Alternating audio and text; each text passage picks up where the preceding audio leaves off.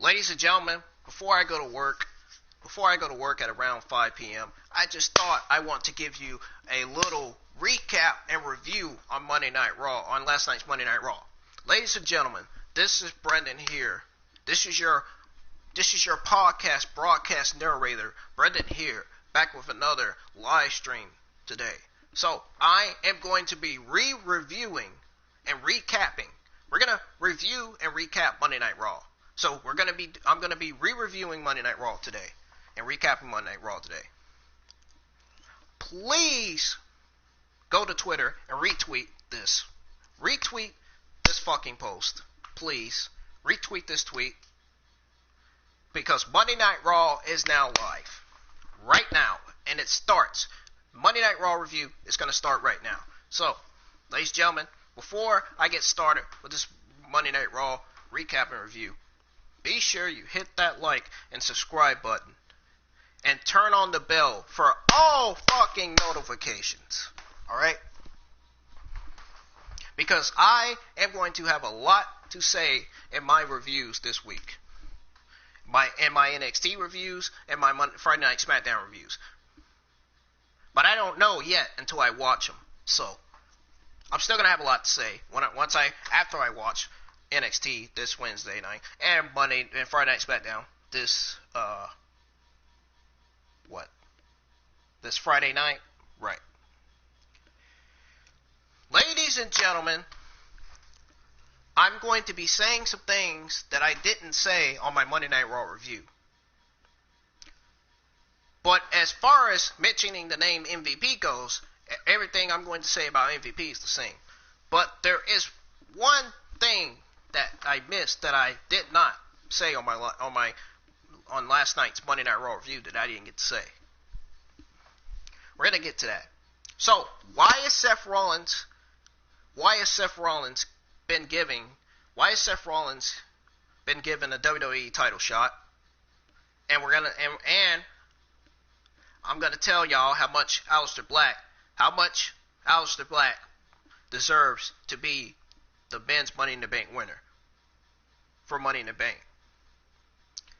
And I am going to talk about the second thoughts I had on the 5 women segments and more. So, like I said, follow me on Twitter, subscribe to my Twitch, like my Facebook page, and subscribe to my YouTube channel.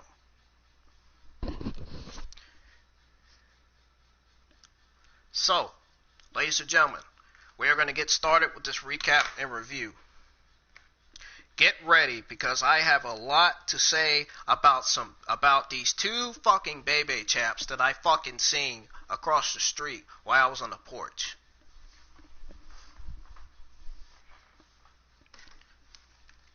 Oh yeah. Yeah, you heard what I said, right? Those 2 baby chaps. One of them wearing a fucking red net on his fucking head. Wearing a fucking net on his head like he's Jellyfish Seth Rollins. Remember that photo, Jellyfish Seth Rollins? The one JD showed us a photo of last year on his Off the Script? That fucking Seth Rollins? Yeah, that's what that fucking guy that I saw down the street with a fucking hairnet on his head, one of the baby chaps. That's what one of the baby chaps fucking looked like.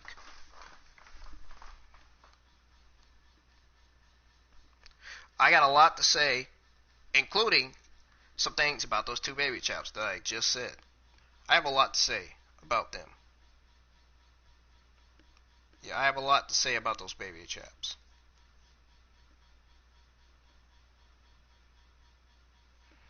I do.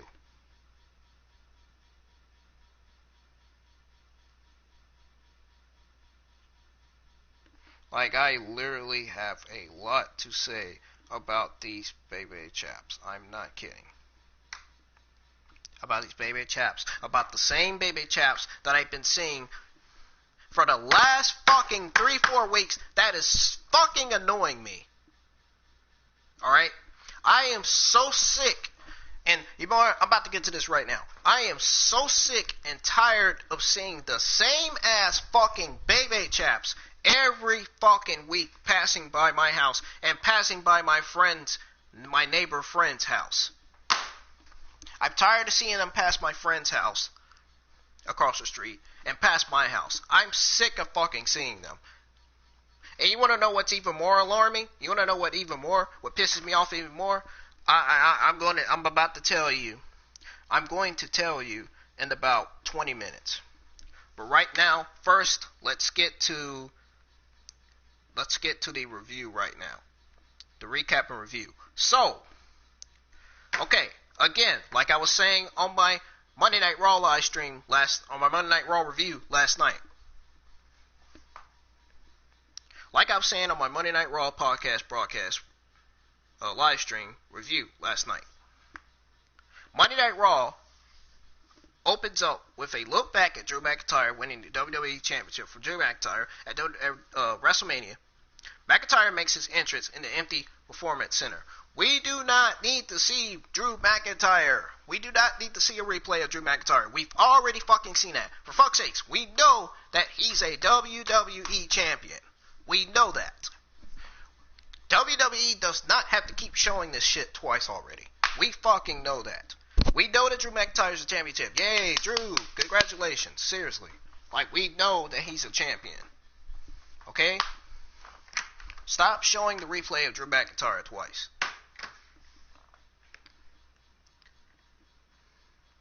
So Drew brings the cameraman into the ring and addresses the fans at home. He says thanks to everyone for letting him and all the superstars into their living rooms. So then he also thanks the fans. He also thanks the fans and the media for being so positive on his title win. Which some of the fans were positive and some of them weren't. To me, weren't. But how are you going to say the fans are positive when there wasn't even no fans at the arena last night? Because half of them have been tested positive for the coronavirus. And before the coronavirus was even mentioned, I bet half of them were already tested positive. Speaking of positive, heck, there's been a lot of people tested positive for coronavirus in the state of North Carolina where I live. And here in Rowan County, last week it was like 30 people testing positive for the virus. Ladies and gentlemen, stay at home. Virus getting worse. Anyways.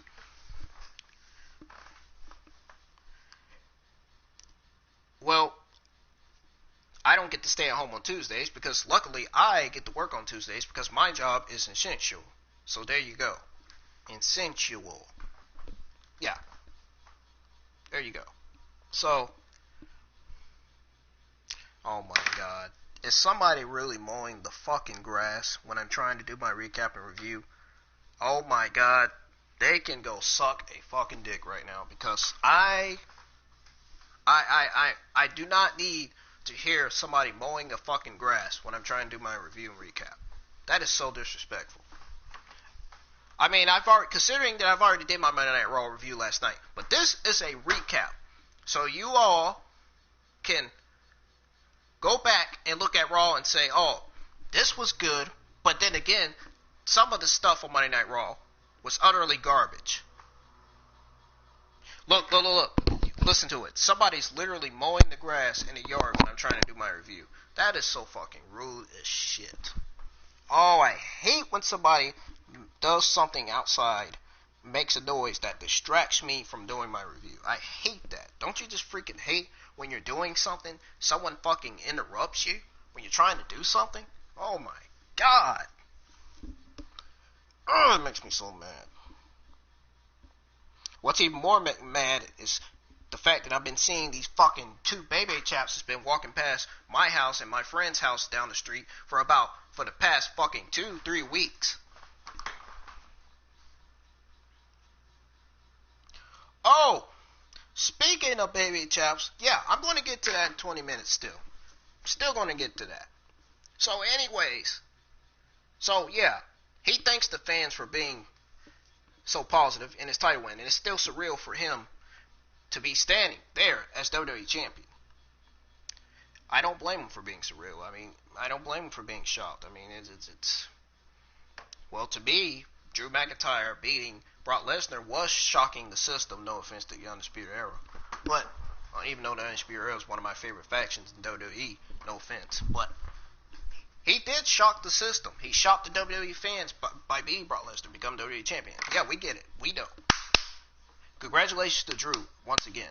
I did congratulate him on Twitter on the day that I did my WrestleMania 36 Part 2, or should I say Night 2 review last month. Or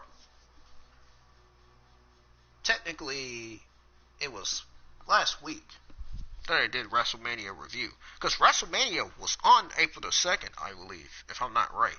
If I'm wrong. I may be wrong. May not be. Might be wrong. Might not be.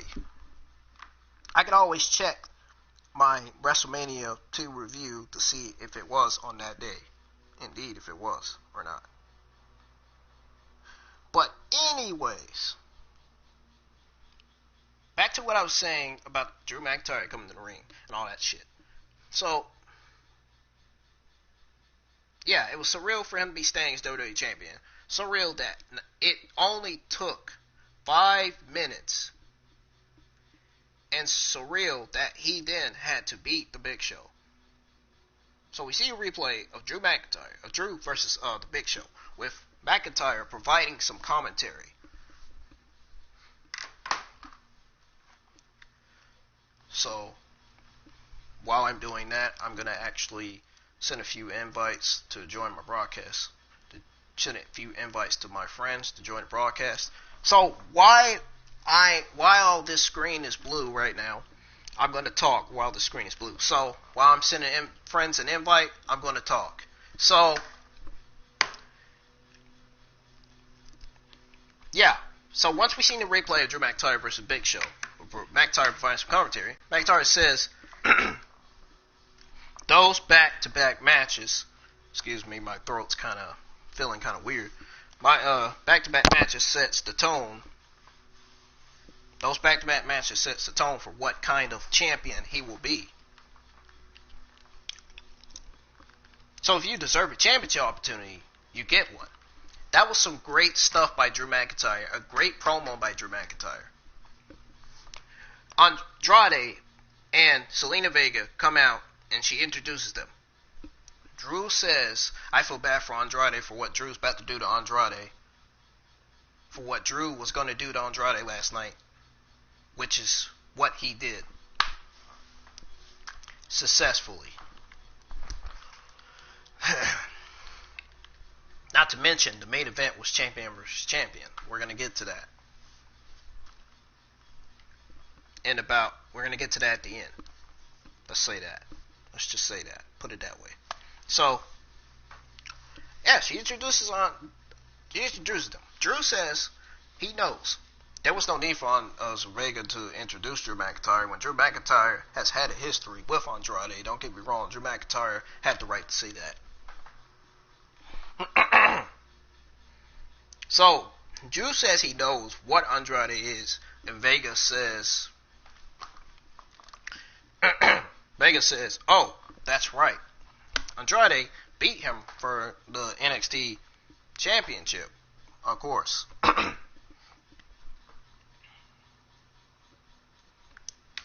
So, we fucking know that. It goes way back to what, 2006 or 7 when this happened?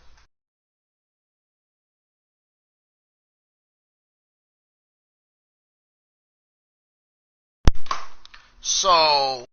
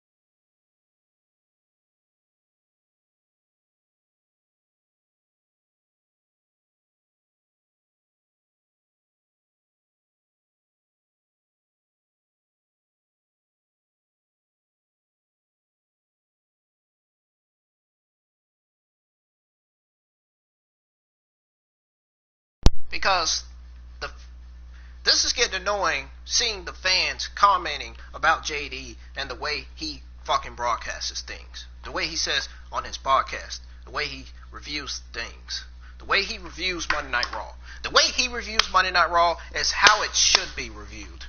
This guy is smart. Nobody needs to underestimate this guy. This guy's smart. He knows what he's talking about. He knows what goes on in WWE, just like I do. He knows what's happening in WWE, just like I do. He watches WWE, just like I do. So there's no reason for the WWE fans to be fucking going on here on Twitter, talking junk to JD from off the script like that. There's no reason why they shouldn't be talking to JD NY from 206 like that. And I recently just saw something. I recently seen something on Twitter, on JD's Twitter. I'm actually going to get to that.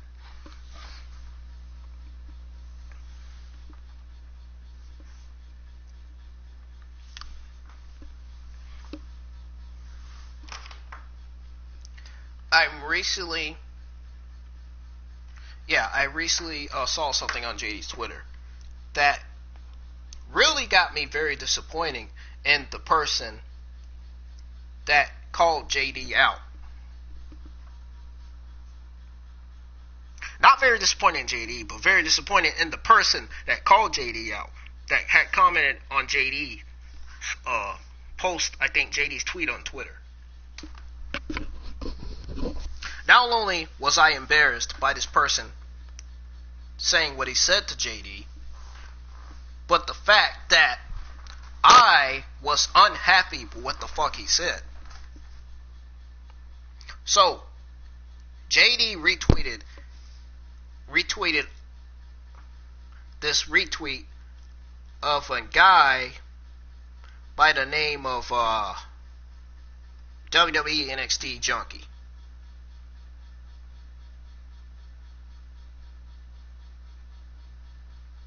So he retweeted WWE a Twitter name WWE NXT Junkie. So on the retweet, so hold on. All right, let me pull it up real quick. Pull it up on my tablet here. I was thinking about pulling it up on my phone, but phone's gonna get kind of slow, so I'm pulling it up on my tablet. So, okay, so here's what WWE NXT Junkie said on Twitter that JD retweeted. The following. He says, bro, should we report this account or not? So, the image that was shown below his comment, his retweet with comment, was that a Twitter named Wrestling Junkie said that, can somebody cough on JD already? Who the fuck? Hold on. First of all, who the fuck goes around here and says that? Who the fuck does this guy think he is talking to JD like that? Okay, I'm back, guys. I'm back. So, ladies and gentlemen, I'm back. You might not have heard me, but I'm back. If you did hear me, then let me know. If you didn't, then let me know too.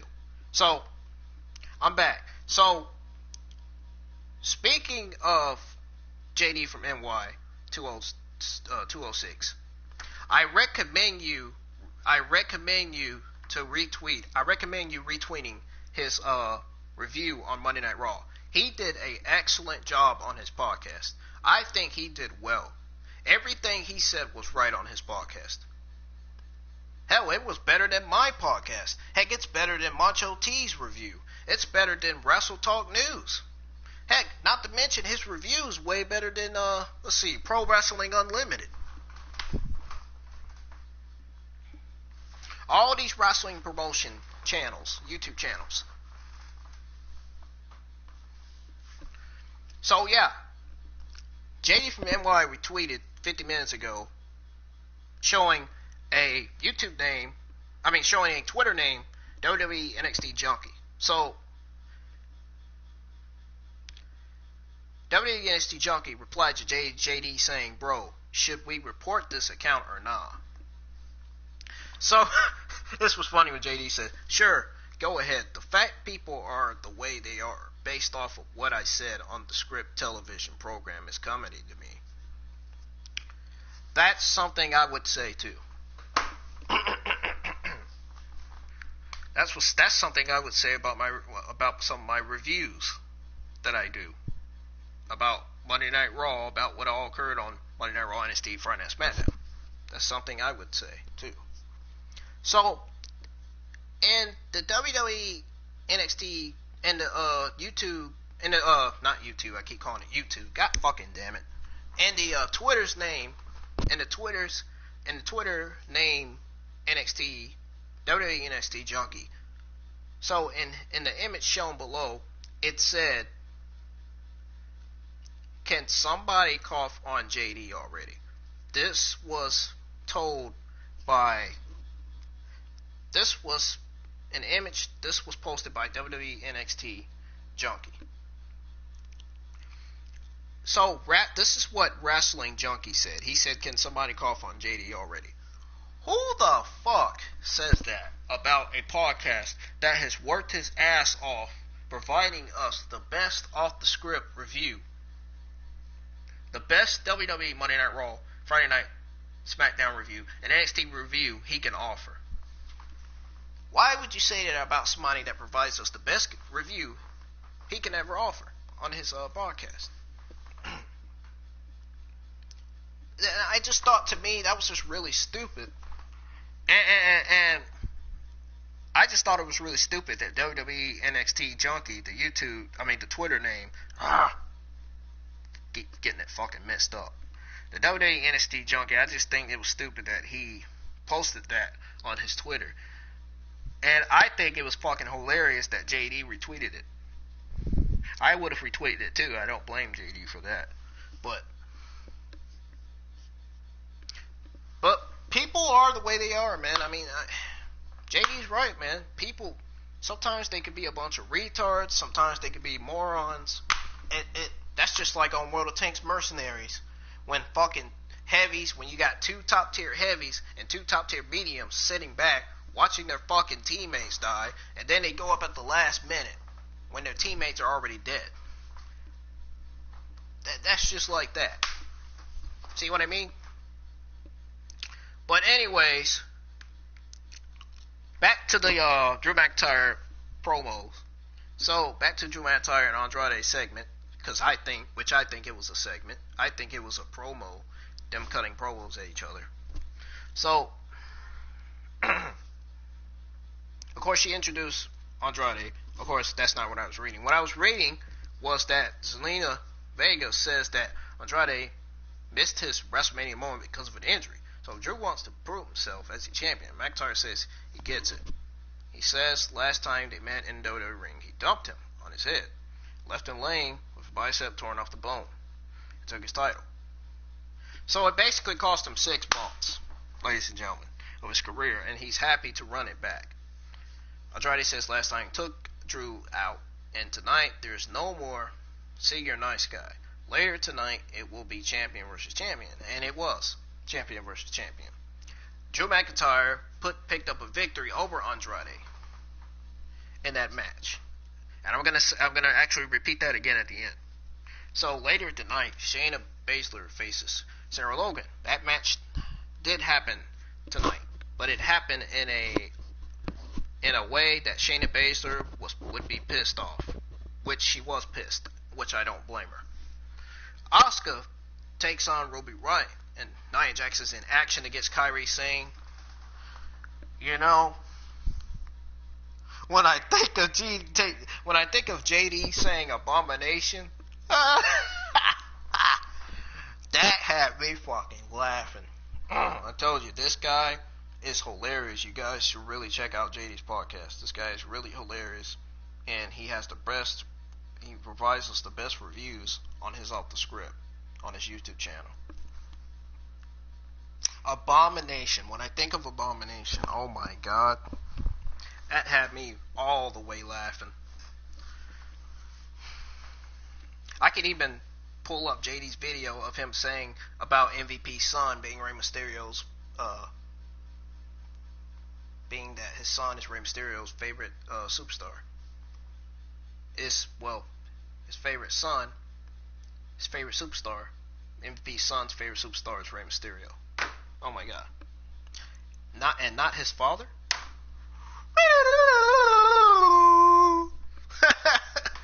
That's just fucking funny. That's that he played that Petman kind of old school Petman. That's what that fucking sound like. So anyways, it was Asuka versus Robby Riot. I think WWE, I have second thoughts about Asuka. I mean, I have first thoughts about Asuka. Look, don't get me wrong. Asuka is my favorite WWE Monday Night Raw female superstar. But WWE is fucking her over so bad that I feel really fucking bad for Asuka. And JD is right, man. WWE is literally making Asuka and Kairi Sane both looking like clowns. Like, I'm not kidding. They're making them look like queen clowns, not to mention. They are making them literally look like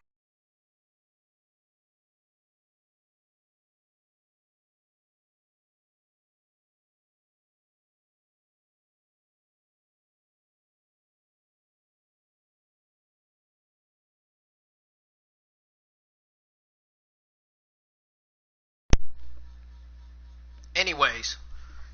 Sorry about that, my controller was disconnected. But anyways, they are literally making them look like retards. No fucking kidding.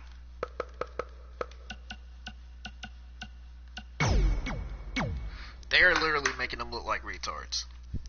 So, here's what happened with this match between Asuka and Robby Riot. So, the match begins with some taunting from both women, and Riot takes a headlock.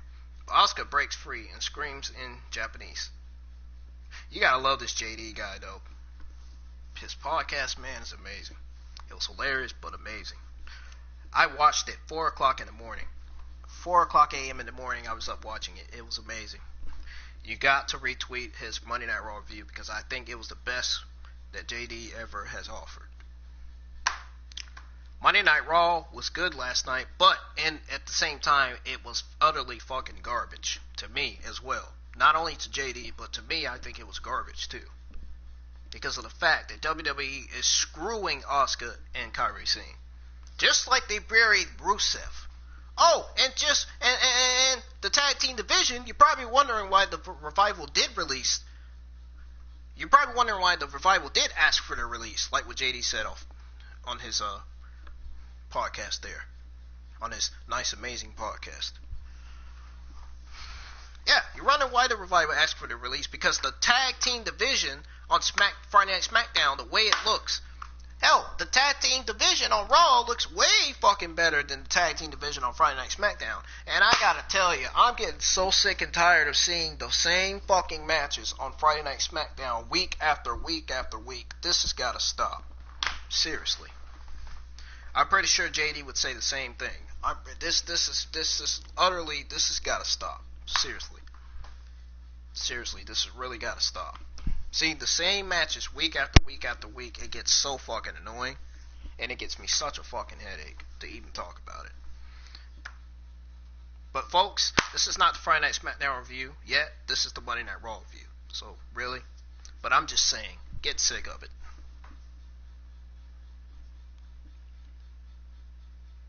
Props for WWE for trying to give Asuka a good heel character, but her heel character is making her look like a clown and is screwing her. Asuka, I love her heel character, but it's making her look like a clown. I realize that now. It is making her look like a clown. And Kairi Sane's making Kairi Sane look like a clown too. So yeah, and the match begins with some taunting from both women, and Riot takes a headlock. Asuka breaks free and screams in Japanese. Why don't they have Asuka speaking English? Just like Andrade needs to be speaking English. Like what JD said from his podcast on his Monday Night Raw review. Andrade, this is speaking from me. I think Andrade needs to be speaking English too. I think Charlotte needs to teach her husband Andrade some English. Or Selena Vega, somebody, for the love of God, teach Andrade some English, please. Anyways, Riot takes a headlock, but Asuka breaks free and screams in Japanese. Asuka gets dropped by a shoulder, and Ruby shovers her. Shovers? Oh my God. Ringside News, you put shovers, you should have just put shoves her instead of shovers. You should have just put Ruby shoves her instead of shovers. Because Ruby shovers her, just doesn't make sense to me. Ringside News need to be relooking at their stuff they're writing on their site, because I believe that's why I told Ringside News that we need to be working together to provide everybody the best Monday Night Raw, NXT, and Friday Night SmackDown review. Because some of their words are incorrect on their writing that they do on their site. So, anyways, asking for the real Asuka. Asuka gets fired up and takes Riot down by the arm, stomping it repeatedly. Asuka cracks Ruby with a knee, then holds her foot on her face. You know what? I'm just going to tell y'all the end, because I've already revealed to y'all what happened with this match last night on my Monday Night Raw review. So basically, Asuka taps out Robby Riot.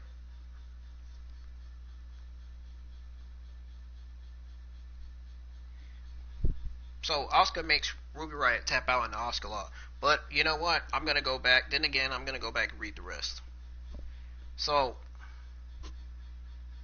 Asuka gets fired up and takes Ruby down by the arm, stomping it repeatedly. Asuka cracks Ruby with a knee and holds her foot on her face in the corner. Asuka knocks Ruby from the ring, but Ruby Riot, I had it right. Robby Riot sends her over the barricade. Asuka drops Riot with a head kick, then gets on top of the barricade and dances. So they go to commercial break. So they're back. So when they come back from commercial break, live, and Asuka is in control. So stomping Robby Riot against the ropes. Asuka was stomping Robby Riot against the ropes. Asuka looks for a hip attack, but nobody's home. Riot hits a super kick, then boots the Empress out of the ring. I'm not gonna lie, I need some fucking water. My throat is fucking hella dry. It's hella dry. Like it's dry as fuck. And I gotta feed the dog. It's already time for her to eat. Riot brings Asuka back inside for a 2 count. Riot puts Asuka in the corner and hits her a few times, but Asuka reverses an Irish whip, clabbers Ruby with a forearm.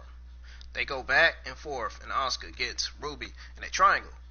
Riot breaks free and attempts the Riot kick, but Asuka catches her in an ankle lock. Ladies and gentlemen, an ankle lock. Something Kurt Angle used to use. That's his finisher. Ruby climbs up, but Asuka hits a German suplex. Something Brock Lesnar uses. And a Shiny Wizard for a near fall. Something Tegan Nox uses as her finisher. Shiny Wizard for a near fall. Not to mention it's the beautiful girl with the Shiny Wizard, Tegan Nox. So Riot comes back with a clothesline to the back of Asuka's head and stares up at the briefcase hanging above the ring. Riot climbs to the top middle rope and attempts a senton, but Asuka catches her in the Asuka lock. Ruby rolls back to try and pin Asuka, but she releases the lock. Asuka grabs Riot and gets elbowed and hits her with a flatliner. Ruby transitions from the pin into a submission. Asuka breaks free and applies the Asuka lock for the win. Ladies and gentlemen, Asuka won that match. But come Money in the Bank, I think WWE is going to make Asuka look like a fucking look like a fucking clown. I think WWE's gonna screw Asuka, and I hope they don't, because that's gonna piss me off so fucking bad. It's gonna make me pissed off at the WWE creative team, for one, because half of the time I believe the WWE creative team don't be knowing what the fuck they're doing. WWE probably knows what they're doing, but I damn sure know that the WWE creative team sometimes don't know what the fuck they're doing. So this will be the first time Asuka will ever compete in a Money in the Bank match. Asuka deserves a Money in the Bank. Asuka deserves to win it. I mean, honestly. After all these fucking years of trying to win a Money in the Bank ladder match, Asuka deserves to win a Money in the Bank ladder match. Not because her character's making her look like a clown. Not because the simple fact that she hasn't gotten, what she wanted. It's because she's never won a Money in the Bank women's ladder match. Last time we saw Asuka, Charlotte had defeated her and had ended her undefeated streak by defeating her. WrestleMania. So, after that Money in the Bank ladder match, Charlotte Russo comes in the ring to interview Asuka. But she speaks Japanese. Asuka, and she speaks Japanese, but it would have been a whole lot better if Asuka would have spoken English. Would have spoken a little English. But it would have been a whole lot better if the Monday Night Raw showed the capitalization of Asuka's English. If you get what I'm saying. Like it's shown in her video on the Japanese WWE Japanese Twitter page. So, ladies and gentlemen, this is when shit's about to get funny and real. So we see a terrible fucking garbage ass MVP standing in front of a monitor and a bucket of champagne. Sometimes he should put himself in a fucking bucket of champagne. Hell, he looks like one. He says next week there will be 3 Money in the Bank qualifying ladder matches. He said that last night. So he said 1, Rey Mysterio versus Murphy, Aleister Black versus Austin Theory, and Apollo Cruz versus MVP. Folks, you gotta be kidding me. A more than 40-year-old MVP, or should I say,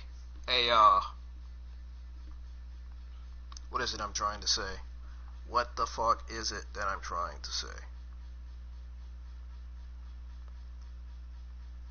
So yeah, match qualifying men's ladder match number 3 is fucking MVP, ladies and gentlemen. MV fucking P. A 46-year-old MV fucking P in a qualifying match against Apollo Cruz. I was very fucking disappointed. WWE does not care about their Monday Night Raw talent that are sitting in the locker room watching, wanting to become stars. Now, don't get me wrong. Apollo Cruz deserves to be in that qualifying match. But you want to know one person that I said on my Monday Night Raw review last night that doesn't deserve to be in a Money in the Bank qualifying match? You can guess who. I'm going to tell you right now. MVP. Here is a guy who absolutely does not deserve to be in the Money in the Bank qualifying ladder match. And speaking of MVP, and speaking of that hairnet he used to wear on his head back in 2007, excuse me, I seen a fucking baby chap across the street wearing a fucking red net on his fucking head. Like he's some kind of dumb fuck. Oh, And speaking of baby chaps, oh yeah. I got something to say about that fucking shit. I got something to say about those fucking kids. As soon as I share this shit on Facebook, because I want my neighbors across the street to hear this shit, because I got something to say about these fucking two kids that keeps fucking passing by my fucking house, and I want my fucking friend that lives across the street, I want her to fucking hear this shit, because I think she will probably agree with me on this when I say this. I hope she literally agrees with me when I say this. I'm not kidding.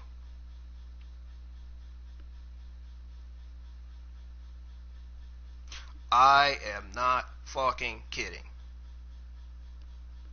I literally fucking hope she agrees with me when I say this. For real. I absolutely was not impressed with the way they wore, with what they wore. I really was. I was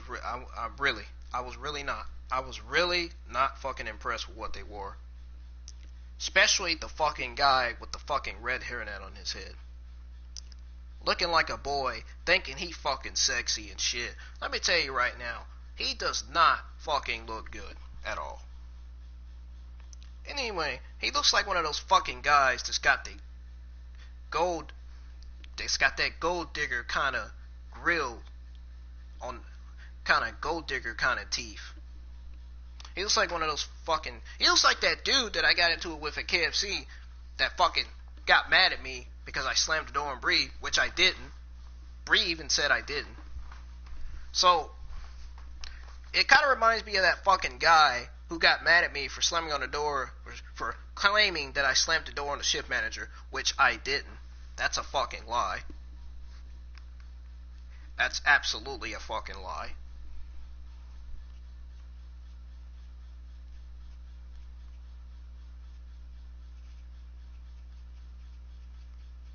Absolutely a lie.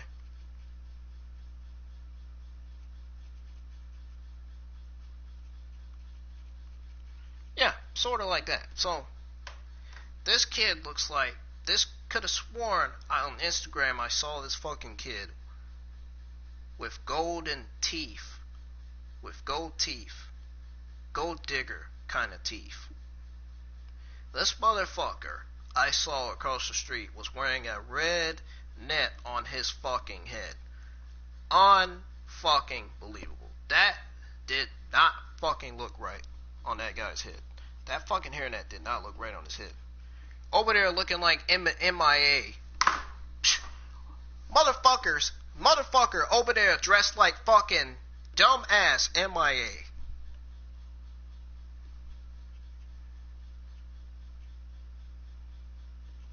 This motherfucker looks nowhere near like MIA, and he will never become like MIA, so he needs to fucking stop it. And that girl that dressing like a boy, that dresses like a boy, and that fucking dude with the red sweatpants that was walking in front of him, this dude, I thought I over fucking heard. I swear to God, when I was sitting on that porch that fucking morning, that fucking morning when I was sitting on the porch, I could have sworn I overheard this guy saying, "Oh my God, this nigga annoying." And it's not from my perspective, but it's from my hearing. I could have sworn that this kid across the street said that, oh,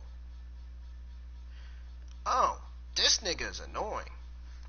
Well, guess what? Here's my reply to you, kid that was wearing the red fucking sweatpants, looking like he a fucking blood and shit. Here's my fucking darn reply to you. Don't ever in your fucking life bring you and your little fucking nigga that looks like a fucking girl walking past my fucking house again. And don't ever pass my friend's house again. Because the last time I checked, what you wore didn't even fucking look right. Oh, and by the way, not to mention, your fucking guy, your guy that you're hanging with, that you were walking with across the street that looks like a girl, looks like a fucking bomb dumb asshole. Not to mention he does not look like MIA. He's trying to look like MIA, but he's not. He's not MIA, I can tell you that right now. So he can go suck a fucking dick. I don't give a shit about his little friend that's dressing like a girl. That I consider a baby fucking chap. That's in high school. That's probably got no fucking business being in high school. That's got no business out here sagging his fucking pants. No one fucking is interested in that guy. So he can quit sagging his fucking pants with his little ugly ass, fucking annoying ass self.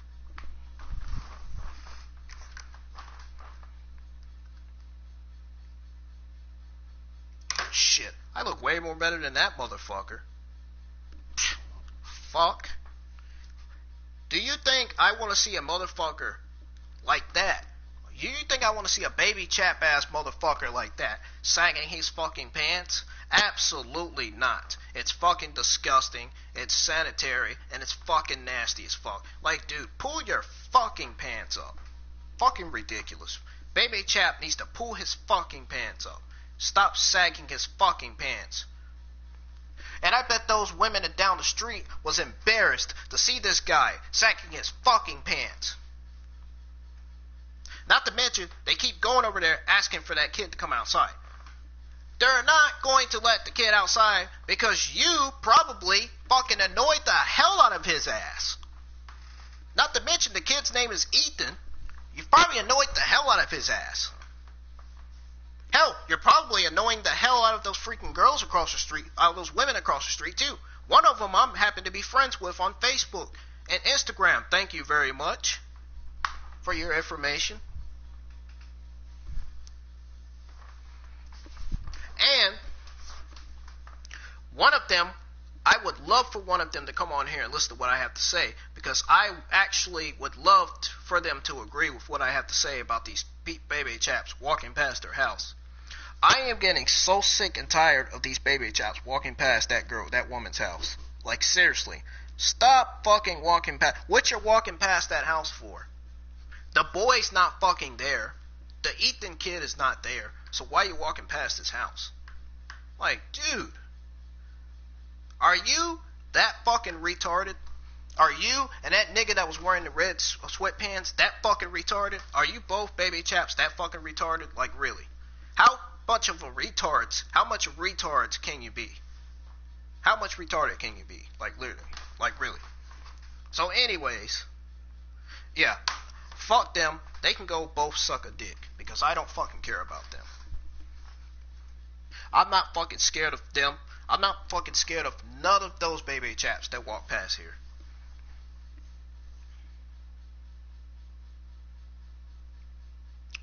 That's the fucking people Tyrese hang out with. If I was Tyrese, I would stop hanging out with those baby chaps. They're nothing but fucking retards, man. Like, seriously. They don't have no fucking humor sense. They have no fucking sense at all. They are bad influence. They are setting a bad example for this fucking world, that what it is right now. They are setting a bad example for what the world is right now. This world is nothing but terrible right now. That explains why it was thunderstorming 2 days ago the way it was, because the Lord was doing his work, and the Lord was unhappy with people that are out here not staying 6 feet away from people like they should be. They should be staying away from 6 feet away from people. What did the government say? What did the government on TV say a few weeks ago? He said, stay 6 fucking feet. 6 feet away from whoever is sick and ill. Did he not say that? Well, I come outside and I see these baby chaps still walking together. They were never 6 feet away from each other. And then you see people in cars and then you see people in cars with their passenger on the other side of the seat, not even 6 feet away from each other. This is what I'm talking about this world, man. People here don't fucking listen. They are not taking the government's advice. I recommend you all to stay 6 feet away from whoever's sick. Seriously. You're going to get it if you don't stay 6 feet away from that person that's ill, that's suffering from illness, that's suffering from, narcotics, drugs, that's suffering from a drug, narcotic, mental health problem. I'm just giving an example, man. But seriously, people need to stay 6 feet away from the person that's ill. How many times can the government say this? Well, the government might as well stop repeating it themselves, because the people of America are not going to fucking listen. Even if Trump says people needs to stay 6 feet, people are not going to listen. Trump might as well just not even waste. He might as well just not waste his time going up there and fucking saying what he says. The people, government, I just want to say that the people are not going to listen to you, man. You might as well just leave them alone. Let them do what they want. If they go around here and get sick and die, that's their fucking fault. And that explains why we got all these freaking deaths and all these cases of corona now. Because people are out here not staying 6 feet away from their family members, away from their, well, you can't never stay away from family members, but you still have to, because it's important, especially for your health. The reason why I took a day off is because I didn't want to be near some of the people that I worked with in my job. But today I'm going back to work. And I wasn't saying that to be disrespectful. I'm just saying that to be true, to be truthful to my boss, you know. I told my boss, you know, I said, man, I'm just trying to protect my health, myself, and everything, you know. And, you know, it amazes me how this coronavirus is spreading and people are still not taking steps to stay 6 feet away from the people that have it. It's disgraceful that the people are not listening to the government. The government. It's just disgraceful. And I think it's disrespectful that people are disrespecting the government by not fucking staying 6 feet away from a person that's ill and not fucking following the fucking government's guideline procedures. That explains why NBA season is over now. It's canceled. That explains why the entire NBA season is canceled. Because of this virus. That explains why there hasn't been nothing new on TV because of the fucking virus. Which I don't fucking watch shit on TV because there's never shit on TV anyway, besides Friday Night SmackDown. Now, I watch Monday Night Raw and NXT on YouTube because I don't have the USA channel. I either watch it on YouTube or I try to go to the WWE Network to buy it. But anyways, let's go back to what we was talking about and I'm done saying what I got to say about those baby chaps. Fuck them. They can go suck a dick. Like I said, I don't fucking care about them. They're as annoying as themselves. So they're as annoying as those freaking girls. Those freaking two girls. So they're as annoying as those two girls. So anyways, those two girls are not really annoying, but those freaking guys that were walking past the house, the girl that's dressed like a fucking boy, yeah, those motherfuckers are fucking annoying. You want to talk about annoying? You want to call somebody annoying? Why don't you call your own fucking selves annoying? Seeing you both, it's annoying seeing you both walking past the fucking house all the time. Fucking pipsqueaks, fucking idiots. It's annoying seeing you both walking past the house. Enough as it is now. Nobody around here wants to see a boy, a girl dressed like a boy sagging his fucking pants in the neighborhood. Unsanitary. You want to talk about fucking disrespectful? Wow. You want to talk about annoying? Those two were fucking annoying for calling someone else fucking annoying. They need to call themselves annoying. They're the ones fucking annoying the neighborhood. They're the ones that the neighbors are getting tired of seeing walking past here week after week after week. Week after week, I keep seeing them, and I'm getting sick and tired of seeing them. I don't want to see them walking around here again. Because I swear to God, if I see them, I'm going to freak out, and I'm going to be pissed. I'm going to get so pissed off.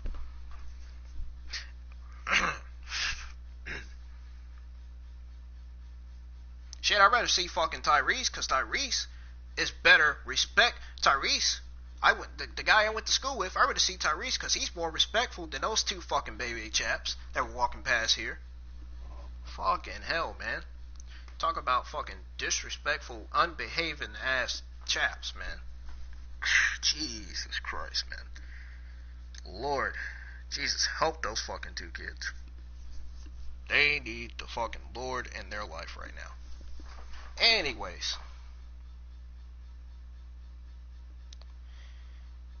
So we see MVP standing in front of a monitor and a bucket of champagne. He looks like one, like I said.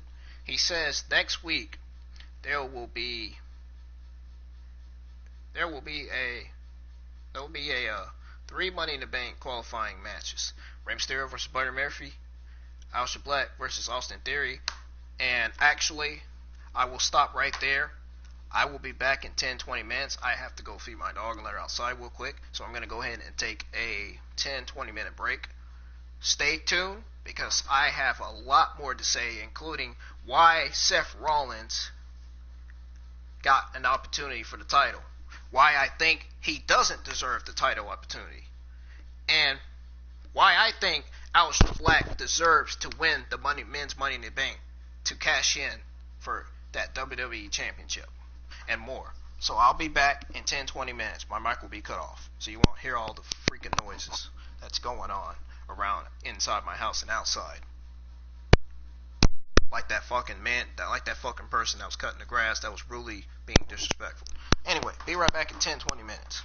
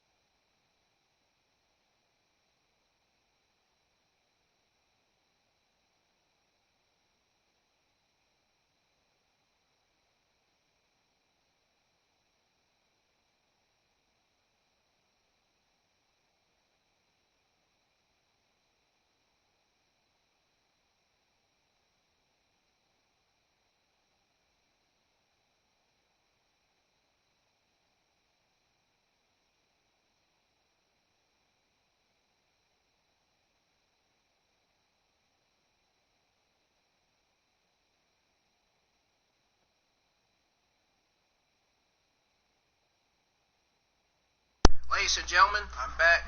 I think that was my 10-minute break, so I'm back. So, yeah, that fucking kid down the street that was walking past my friend's house, that was walking past my friend across the street's house. She happens to be a her. So, like I was saying, one of my friends that I have on Facebook and Instagram across the street can agree with me when I say this. I'm literally getting sick and tired of seeing that fucking girl that's dressed like a boy sagging his fucking pants. And I'm getting tired of seeing those fucking same fucking black baby chaps that he's been hanging around with. I'm getting sick of it. Getting sick and tired of seeing the same baby chaps every single day. Nobody wants to see them. Like, really. They are bad behaving chaps that need fucking Jesus. That need Jesus in their life. They literally need Jesus in their life. Like, seriously. They literally do. I don't know how else I can freaking say it. I don't know what more to say. But seriously, I thought I overheard that guy with the red sweatpants saying that this nigga annoying. So, when I heard that, I immediately got pissed off and assumed that he was referring to me. You better not let me see that motherfucking kid. Because I'm telling you right now, I will light his fucking ass up. That fucking kid I seen across the street, I don't care if his fucking friend that's dressed like a boy and girl protects him or what. I will light his ass up along with his fucking damn friend. This motherfucking friend is dressing like a fucking dude and shit.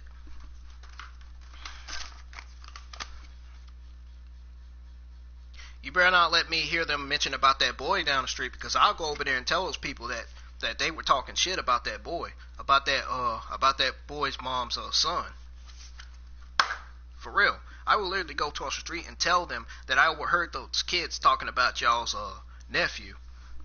I will go down the street and tell them that I heard those baby chaps, those two guys that was walking past my house, talking about him, calling him a fucking annoying, calling him a nigga, and calling him annoying and shit.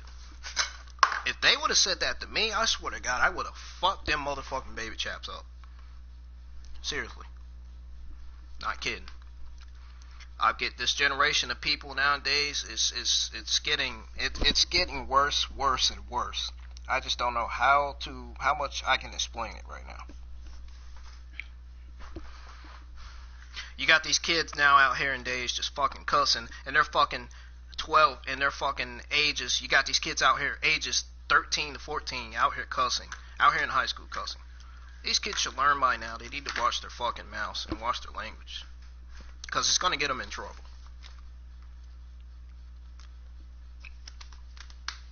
Now, if they're 20 and 21, yeah, if you're 20, if you're in your 20s, that's when you can start cussing. But if you're in your if you're 10, ages 10 to fucking 15, 16, you shouldn't be fucking cussing.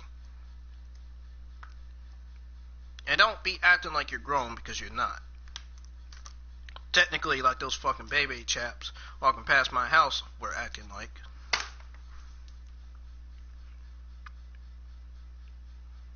But I didn't like that word, what he said. When he said that nigga annoying, I didn't like what he said. That shit pissed me off.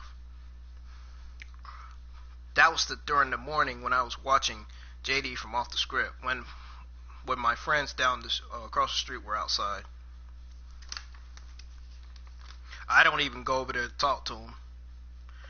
I mean, not to mention all three of them are women. I don't even go talk to them, really.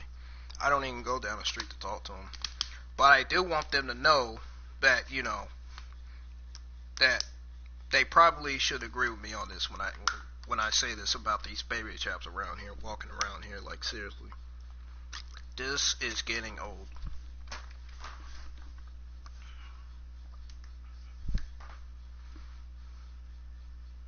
But anyways, back to what I was saying about I'm going to move on from that.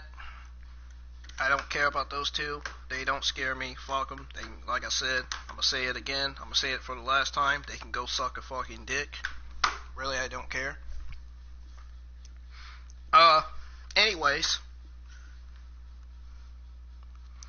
So like I was saying, we see MVP standing in front of a monitor and a blanket and a sound like it look like it said blanket, but it says bucket of champagne. So he says next week there will be 3 Money in the Bank qualifying matches. Rey Mysterio versus Buddy Murphy. That's going to tear the roof off this place.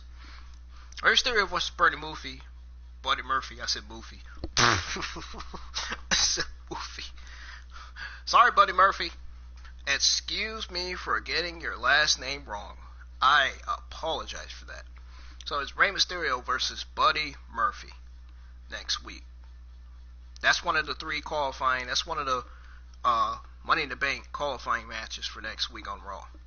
Rey Mysterio versus Buddy Murphy. Rey Mysterio versus Buddy Murphy is going to tear the roof off this place. It's going to burn. They are going to burn it down.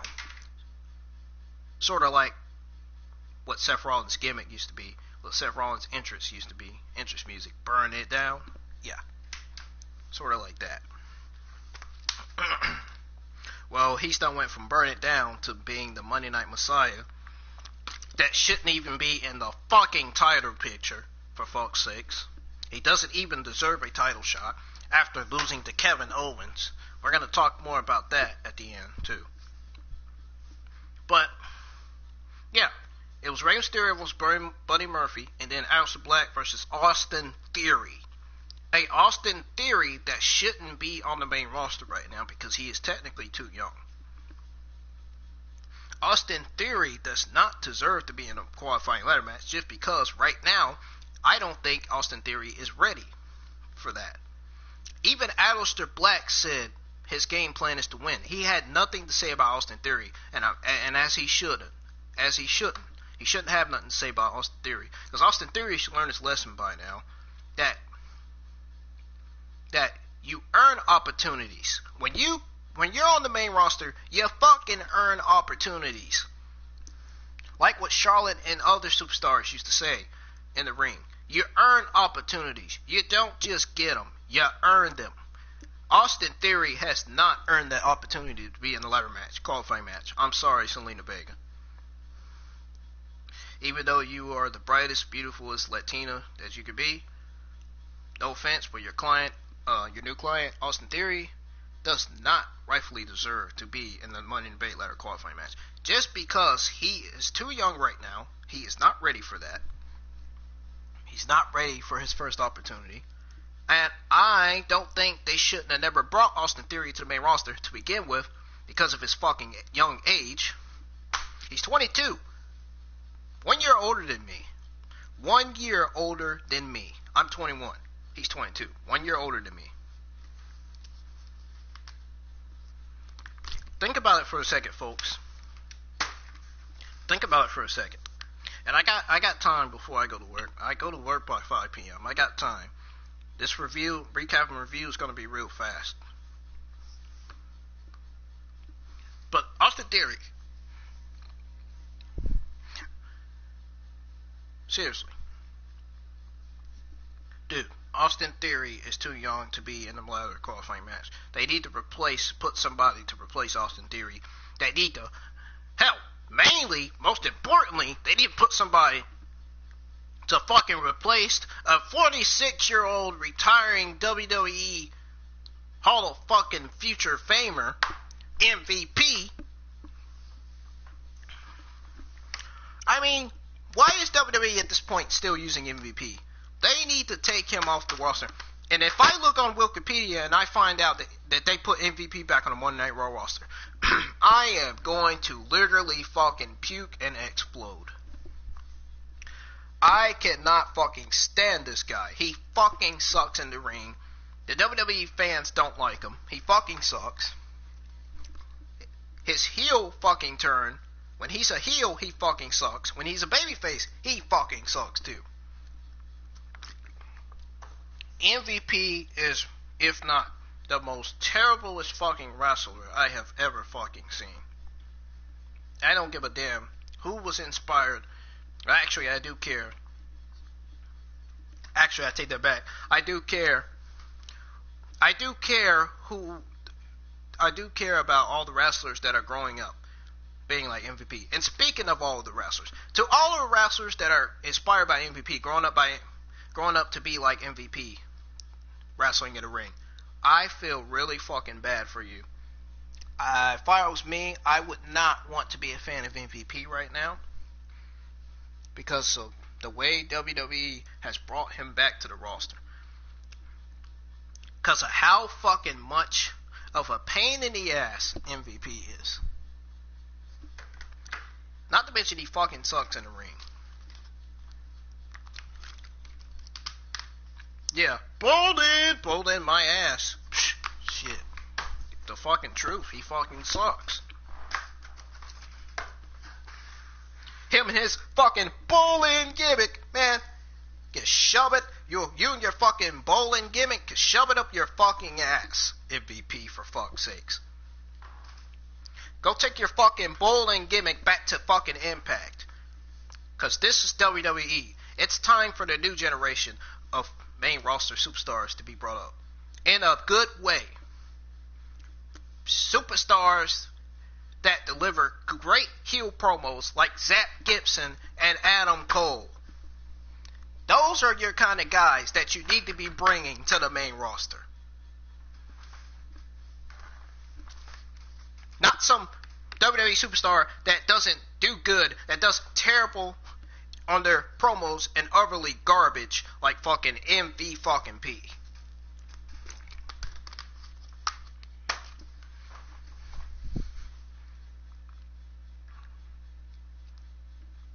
So,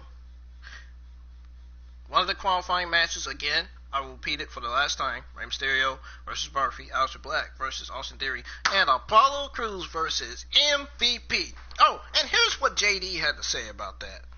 Speaking of MVP, again, here is what JD had to say when he heard the news, when he heard the official final ladder qualifying match last night, which was Apollo Crews versus MVP. Here's what JD had to say about it.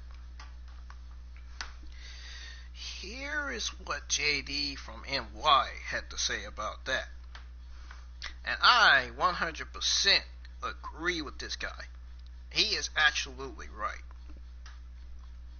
If I can pull up his Raw review, I actually want y'all to listen to what he had to say.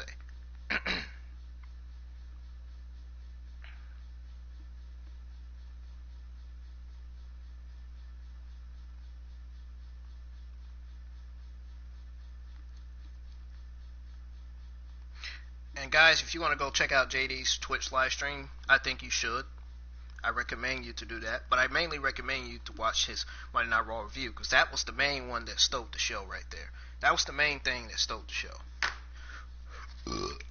Excuse fucking me. I did not see that coming. I wasn't expecting to do that. Me burping on live stream was unexpected.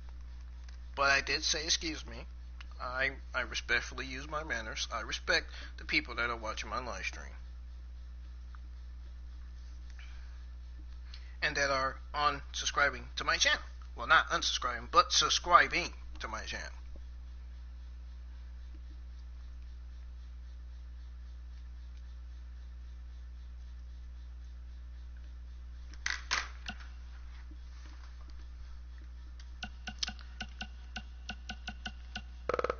So, as soon as I put Arnie Larkin up there, I'm going to show y'all, I'm going to put the tablet over in front of my mic and let y'all have a listen to what JD had to say about that Apollo Crews versus MVP match.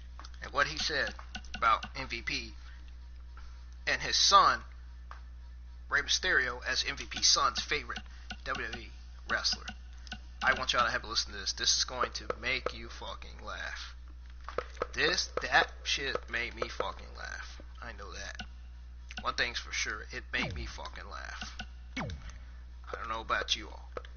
It most definitely made me laugh. My throat is acting weird now because the way I've been yelling across this mic about these fucking baby chaps. These same baby I'm still going to get to that at the end. I'm not even going to repeat that because I've already said it. So there's no need for me to do that. When I've already have said it probably for the last 1-2 times already.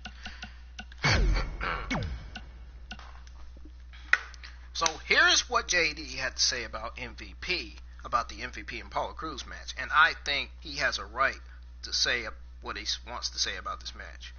But what he said, I totally fucking agree. I never disagree on JD.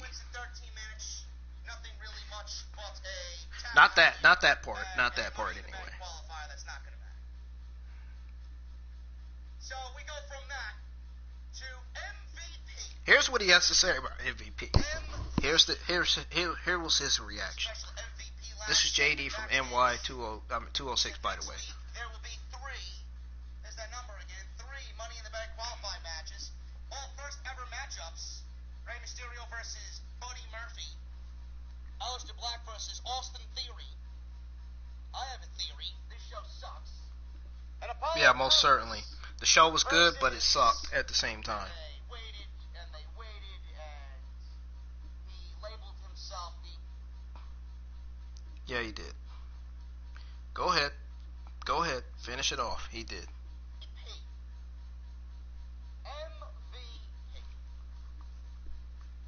The special MVP Lounge segment backstage said next week there will be 3. I'm gonna let you listen to this again. 3 Money in the Bank qualifying matches. Here's JD's reaction to that Apollo Crews versus MVP reaction versus MVP. That is the same reaction I would have on my podcast. That's the same reaction I had on my review last night. They waited, and he labeled himself the greatest ladder match competitor of all time. MVP versus Apollo Crews. Now. Yeah, I totally agree with him on that.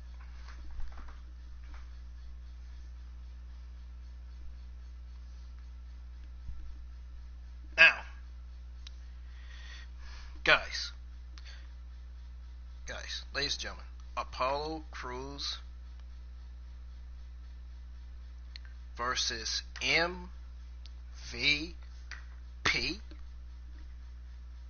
Listen to me. The name. Does the name MVP sound familiar to you all? Certainly sounds familiar to me. Ladies and gentlemen, MVP. WWE fucked up.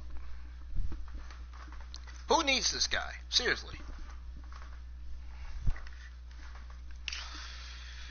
It's a shame that WWE doesn't want to replace MVP, but they should, because he looks like a fucking idiot. Like, literally, he does. Utterly disgusts me.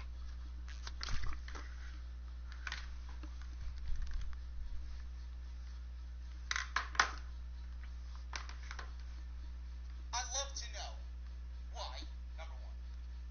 And do you guys remember when MVP said that Listen to this. Listen to this. in WWE was going to be against Rey Mysterio because he wanted to have his son watch him wrestle Rey because Rey was his son. Alright, so let's listen to this again. 3 Money in the Bank qualifying matches. No, not that part. Get up. He said he was going to end his in-ring career against Rey Mysterio. Folks, do you guys remember when MVP said that? Because apparently MVP doesn't remember himself. Yeah, you guys remember MVP said that. You remember? Remember, this goes way back, a few months back. MVP said his last fucking match was against Rey Mysterio. And I clearly agree with, I absolutely agree with JD. MVP can't even remember his fucking match. He can't even remember his fucking damn self. Really. He can't. Because of the simple fact that he's 46 years old now. Look looking like he has got fucking brain damage. Now, he can't even remember his own fucking matches from years ago. That's just sad. That's just fucking sad. That is absolutely fucking sad.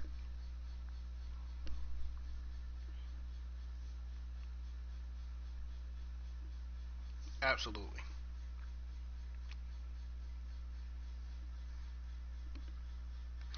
I feel bad for what's going to happen at Money in the Bank. I mean, I feel bad for what's going to happen to Apollo Crews next week. Because WWE is going to fuck up Apollo Crews' push. Apollo Crews, you better be prepared, because I think WWE is going to fucking set you up, man. I really do. I really do think WWE is going to fucking set you up, man. I really do.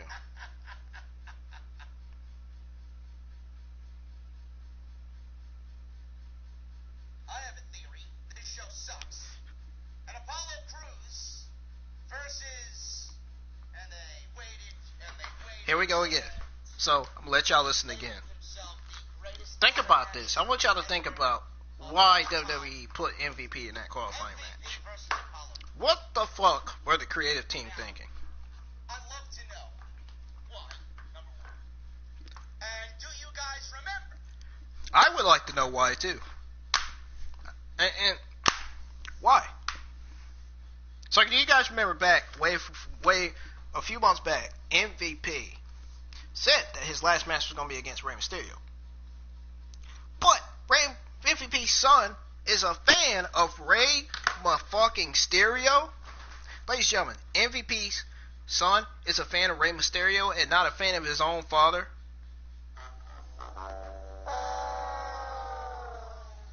Wow. You know what? I think I have an even better one. I have an even better one.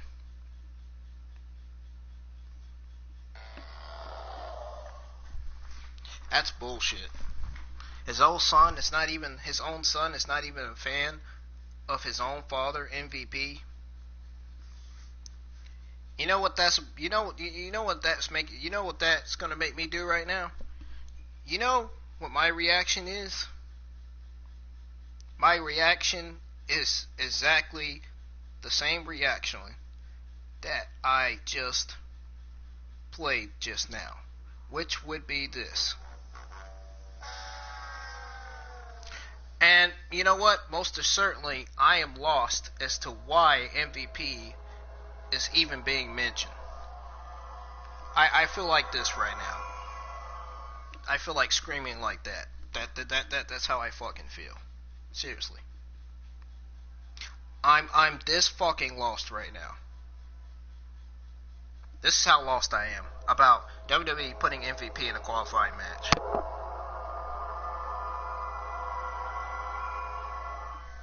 That's how fucking lost I am.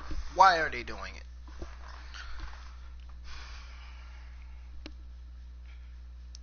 You know what? Here's my fucking other reaction to MVP being put in that match. What the fuck?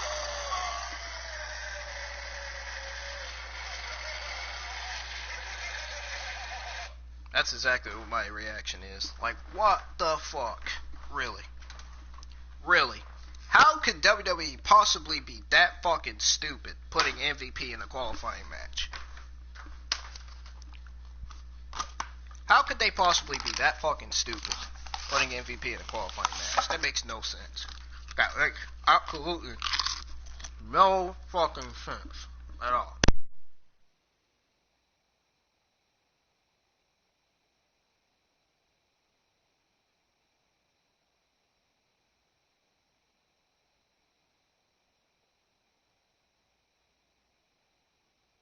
Quite frankly, MVP did absolutely nothing to deserve to be in the qualifying ladder match. He did absolutely zero, not a damn thing. And he gets a qualifying ladder match because of a VIP lounge, oh, one of you creators can go suck a fucking dick right now. Like, really.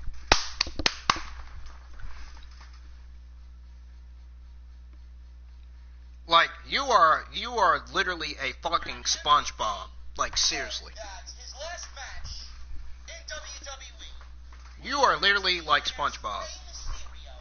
Because he wanted to have his son watch him wrestle Ray, because Ray was his son's favorite wrestler. How much of a slap in the face is that? Your son is watching you wrestle and you're not his favorite wrestler. This was funny. That was really funny. Oh my god, this is really funny. You got to listen to this again. The face is that your son is watching you wrestle and you're. So yeah, MVP's son is watching MVP. So yeah, your son is watching you wrestle, and you're not even his fucking favorite.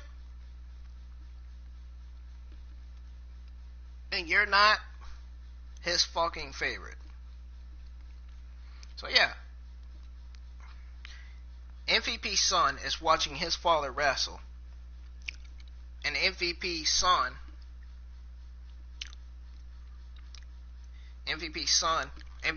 watching his son wrestle, and yet, MVP is not his son's favorite wrestler.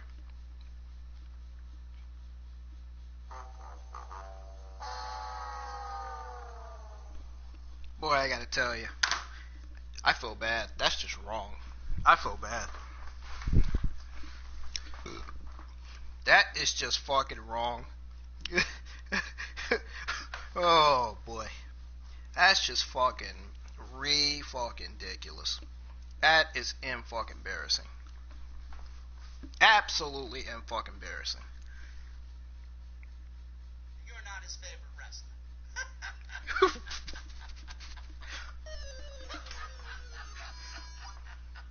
So MVP is having his son watch him wrestle, and yet MVP is not his son's favorite wrestler. Yeah, there you have it. Oh man, that's great shit. You can't make that shit up. He said he was going to end it. Yeah, he said he was going to end his career against Rey Mysterio. Here he is in the qualifying ladder match. Ladies and gentlemen, I'm going to say this one more time. To those of you who are refusing to fucking believe me when I say no one gives a fucking shit about MVP. When I say no one literally gives a shit about MVP, I mean that. Because I for one don't even give a fucking shit about him. What is he gonna do to the Monday Night? What is he gonna do to make Monday Night Raw look good? Absolutely nothing. What is he going to do to make the ratings go up? Absolutely nothing. He's not going to make the Raw ratings go up. He's not going to help Monday Night Raw. And he's going to make the creative team look worse.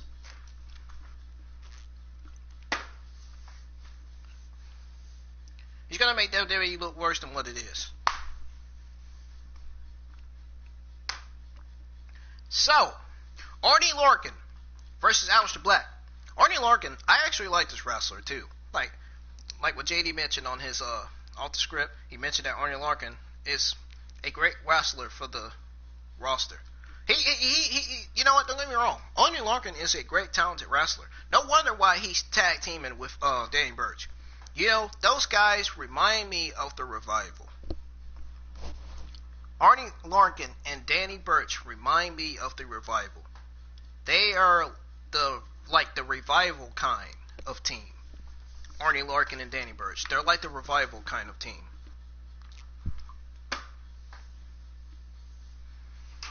That is what kind of team you need in the WWE. A team like the Revival? Yeah. Revival, old school fashion. You know, old school fashion tag team? So,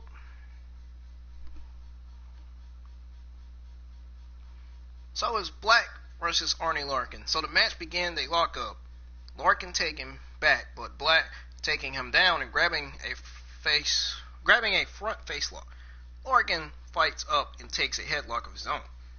Black tries to shoot him off. He tries to shoot him off. Like he literally tries to shoot him off. When I mean shoot him off, he literally did it. He shoot him off, but Arnie holds on. So Black rolls over and hits an arm drag. Larkin breaks free, but again, Black hits an arm drag. Larkin knocks Black from the ring, but Aleister slides back in. He ducks a clothesline. Black hits a springboard moonsault.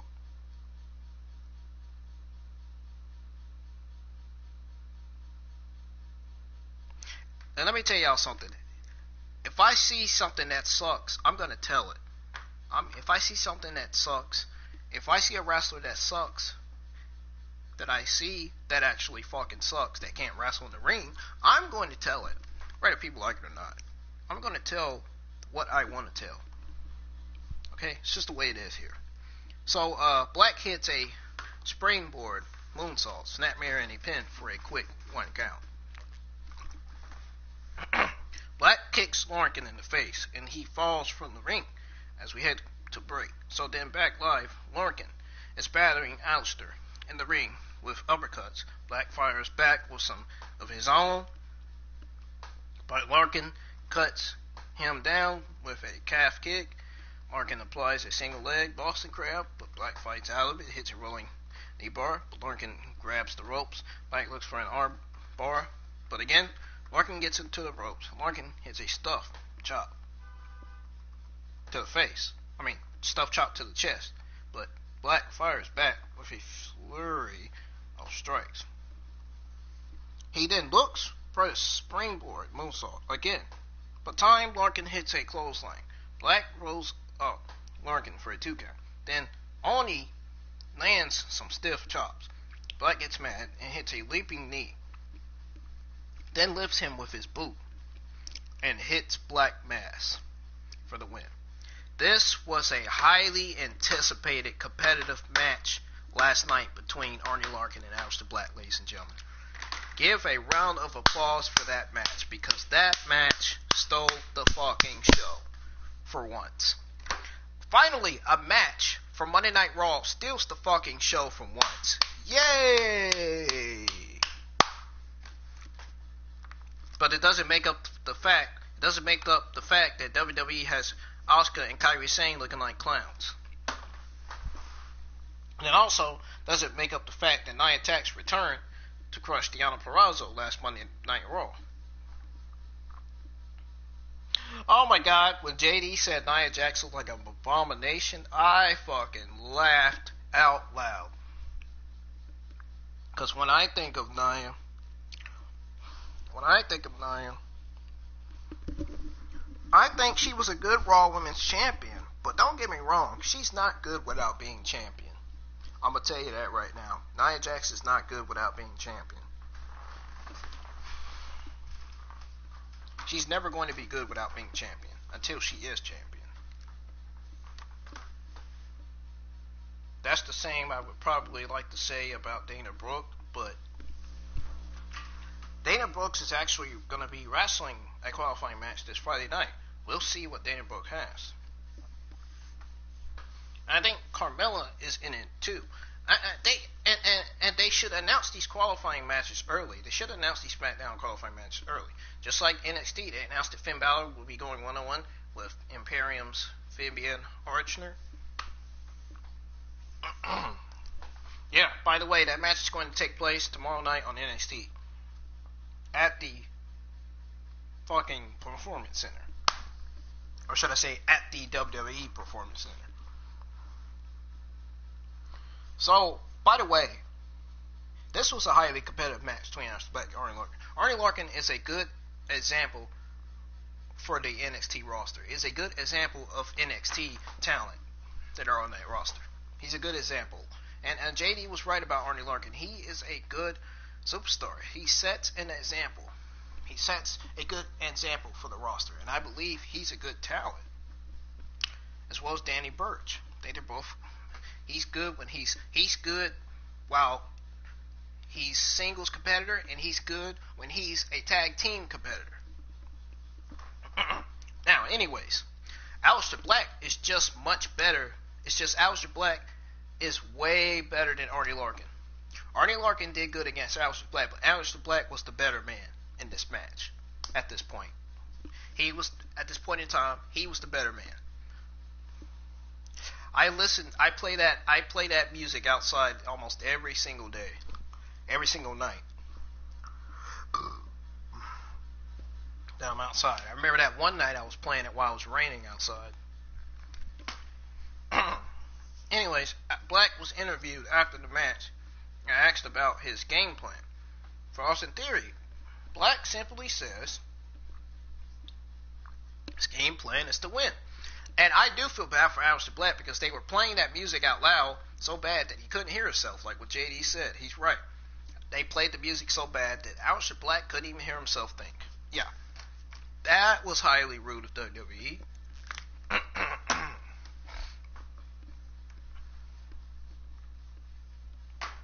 Next page. This is going to be quick. Because at this point, I'm just not giving a shit.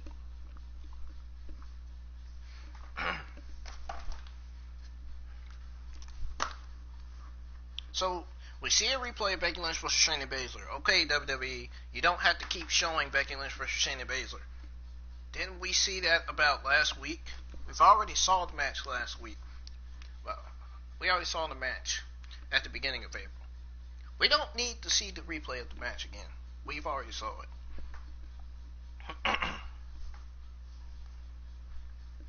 So Becky Lynch makes her entrance.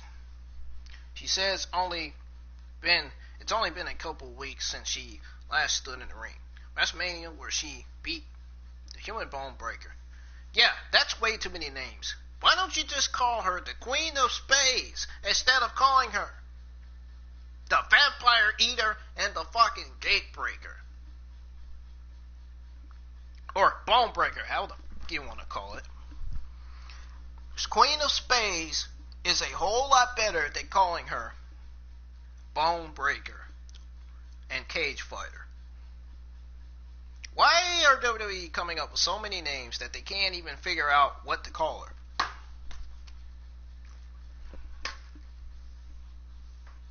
So,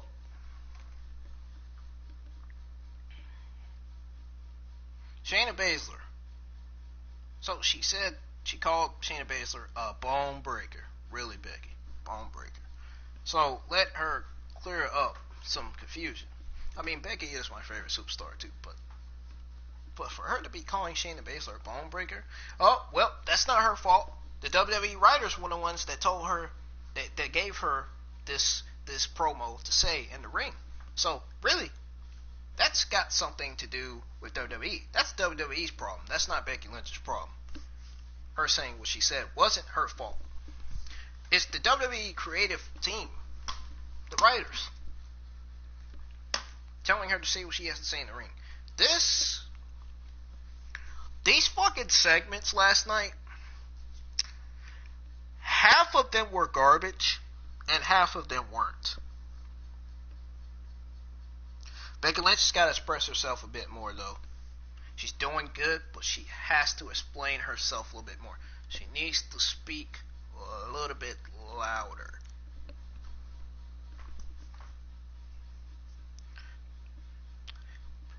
I mean, I agree with Becky Lynch when it comes to new characters, when it comes to WWE needing new women characters in the WWE. Becky Lynch, I agree with Becky Lynch with what she said to Renee Young when she said we need new characters in the WWE.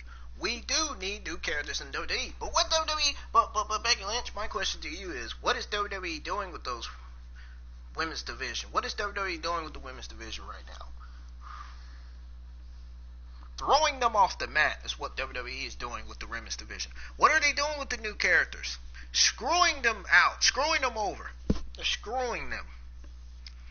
WWE is screwing the women's division. Now at first I thought the women's division was doing really good. I mean, they are, but there needs to be a few things that need to improve in the women's division. They're doing good, but a few things need to improve in the women's division. I'm not even going to say what they are.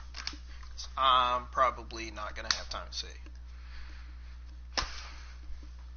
Well, some of the women's division, some of the women superstars, their characters need to improve. I know that. Some of their characters need to improve. Some of their heel and babyface characters need to improve. I can tell you that right now. Sasha Banks and Bayley, they don't need no improvement. Their characters are really good. Their characters are really good. They deliver good promos in the ring. They do good wrestling in the ring. They do good wrestling in the ring. I jumped. Something scared the shit out of me. But anyways, they do good promos in the ring.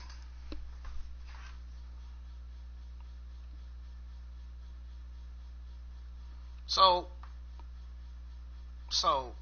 she said, so let her clean up some confusion. She said it would be a battle of heart versus skill, but it was really a battle of minds. A lot has been said about her lately, that she is arrogant, but maybe she just, I guess, wants people to think that. So why would she put up her defenses like that? Because the only person that can destroy the Queen is the Joker. I really thought, to me, I felt like she was speaking opposite when she said that. I really felt like she was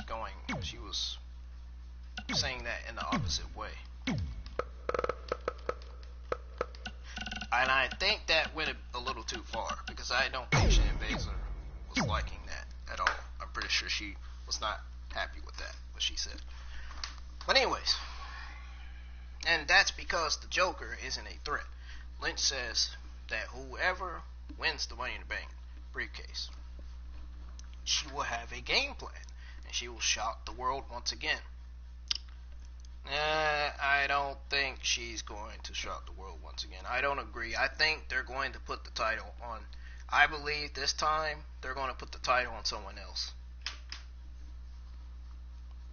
They could. Becky Lynch, there's a possibility. There's a 88% chance that Becky Lynch could drop the title to someone else at Money in the Bank.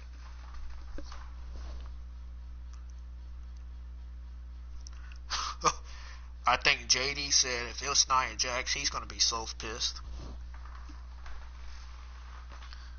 It's just, I find it funny the way he was talking about Nia Jax.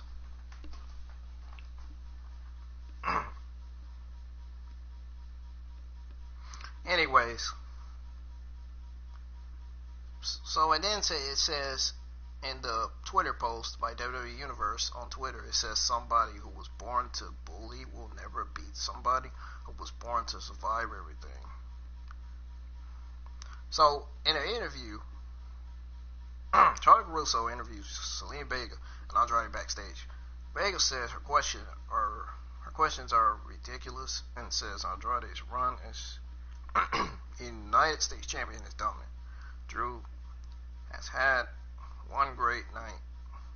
She says Andrade has been defending his title month after month against the best WWE has to offer. And the last time Drew was champion, Andrade beat him. Backstage, Shayna Baszler asked about the comments Ronda Rousey had made about WWE lately, but Baszler doesn't say anything. Money in the Bank qualifying match, Shayna Baszler versus Sarah Logan. So the match gets underway, and Logan forearms Baszler in the back. Shayna fires back with a forearm that drops Logan, then takes her down in a full mount and punches her with hammer fist. The referee pulls Baszler off. Logan attempts to get up. Baszler stomps her elbow, and that's it. Oh boy, Sarah Logan was crying like a baby. She was crying like she was a kid that was watching Blue's Clues back in the day. That's how bad she was crying.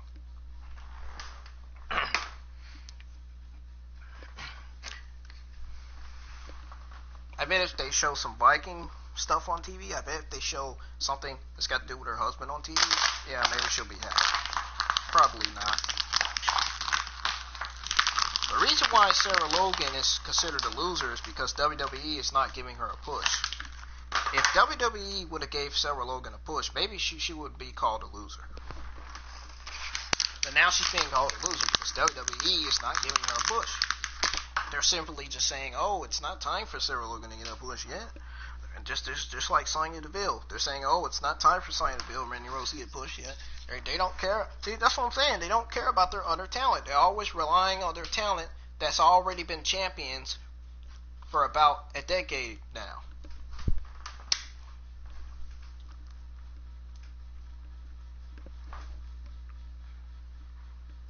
WWE, stop relying on the same talent that's been 3-time Raw Women's Champions for about probably a decade. Stop relying on the same talent that's already been champion. It's time for new characters, WWE. Time for new characters to start stepping up and to start getting pushed. Because at this point, you're just going to make the ratings look worse.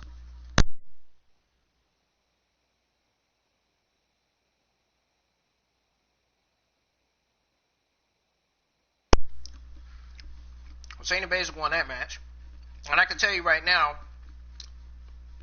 the match between Austin Theory and Akira Tozawa, Austin Theory was the victor he picked up a victory over Akira Tozawa. After hitting Akira Tozawa with an ATL for the win. That match was solid. It wasn't too bad.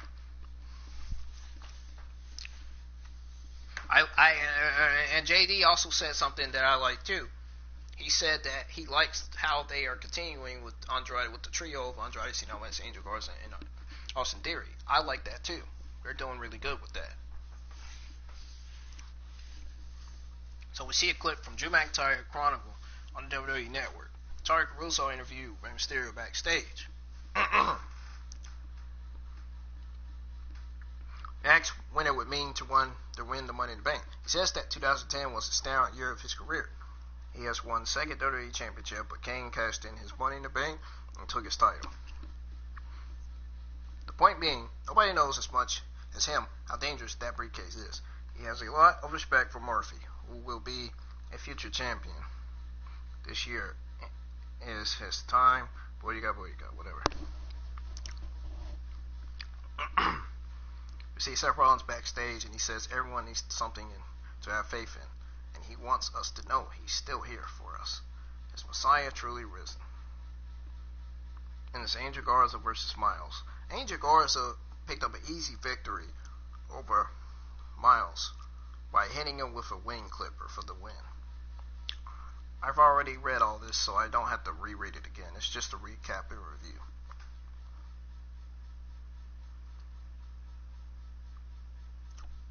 Asuka was backstage. She was congratulating her on getting to the Money in the Bank ladder match. She then asked Kairi Sane what her feelings are going into her match, and she speaks in Japanese.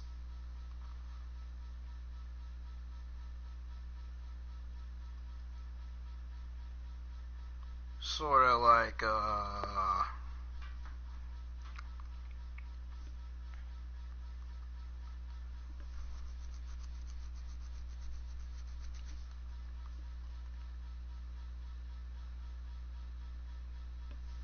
so yeah, Kairi Sane spoke Japanese. Sort of like this. No, I didn't think so. Not like that. But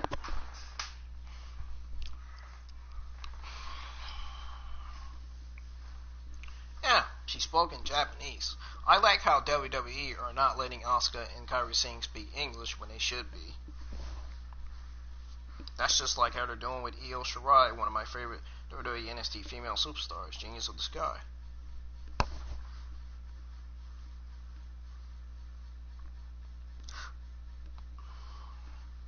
I like how they're not fucking letting them speak English.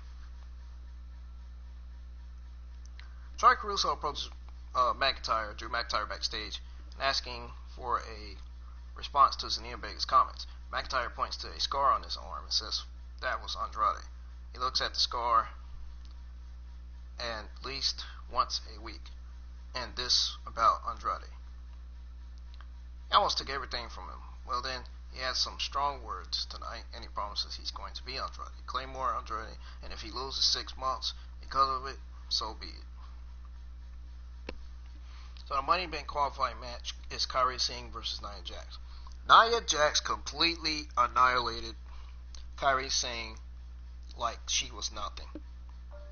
She nearly squashed Kairi. She squashed Kairi Singh like she was a joke, like JD said. Yeah, she and she called her new move the Nominator. What the fuck kind of new finisher kind of name is that? WWE, are you really making sense of this name or what? What is your real reaction to you naming her that? I mean, they're making Nia Jax look bad. They really are. So Charlotte Flair's promos, man, I really have second thoughts about that. Charlotte Flair's promos were fucking terrible. Her promos were fucking terrible. No offense to Andrade's wife, but his fucking wife's promos were fucking terrible. I think Andrade needs to work. He needs to help Charlotte with her promos, because her promos, oh my god, absolutely fucking garbage. That's 2 segments in a row. 2 segments that are garbage. That's the second segment that I think was garbage.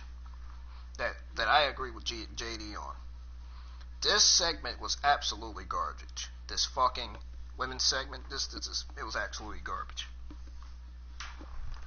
Ladies and gentlemen, Bobby Lashley absolutely dominated No Way Jose with a one-headed spine buster followed by a spear for the win.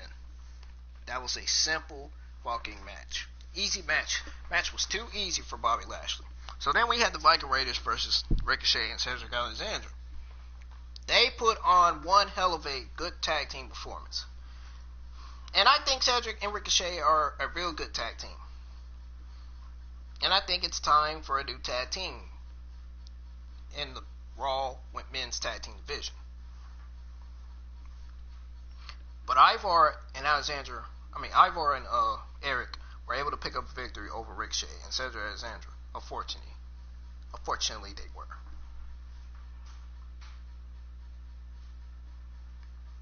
So then you got Drew McIntyre versus Andrade.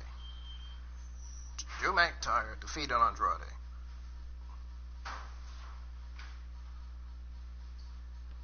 He defeated Andrade. Lashley needs a bigger person to wrestle. By hitting a inverted like maybe Eric Rowan. By Claymore. So Seth Rollins' music hits, and Garza hits McIntyre with a chop block. So Rollins runs down and hits him with a stomp. He super kicks McIntyre, then hits him with 2 stomps. That's twice. Seth Rollins doesn't even deserve to be in the title picture, ladies and gentlemen. So he hits him with 2 stomps, and he stands over McIntyre. That's the show. So, ladies and gentlemen, before I end this live stream, I have to say that Seth Rollins does not deserve a title opportunity, just because of the simple fact that he lost to Kevin Owens. So, that is all. That's all I got to say. That's all of this is the end of the Monday Night Raw recap and review. So I hope you all have a good, blessed day. I'm out.